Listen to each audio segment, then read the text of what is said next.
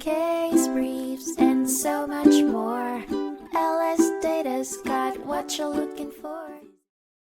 In 2001, the case of Sierra Club Black Hills Group versus United States Forest Service was heard by the United States Court of Appeals for the 10th Circuit, centering around the sale of timber from two commercial areas in the Norbeck Wildlife Preserve, South Dakota. Environmental groups challenged the U.S. Forest Service's decision, arguing it failed to adhere to administrative environmental laws and the Norbeck Act, which mandates the protection of game animals and birds. Despite these objections, the proposal allowed the harvesting of 13.5 million board feet of timber, covering 3,700 acres of the preserve and 32.9 miles of road construction.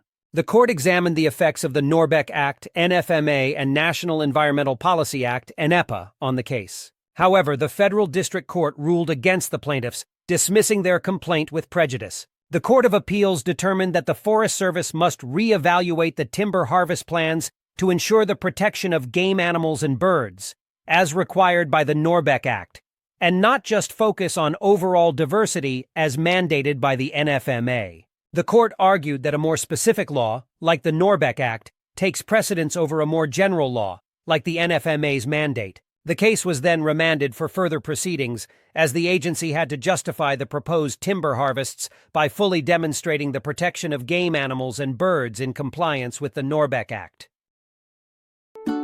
Case briefs, and so much more.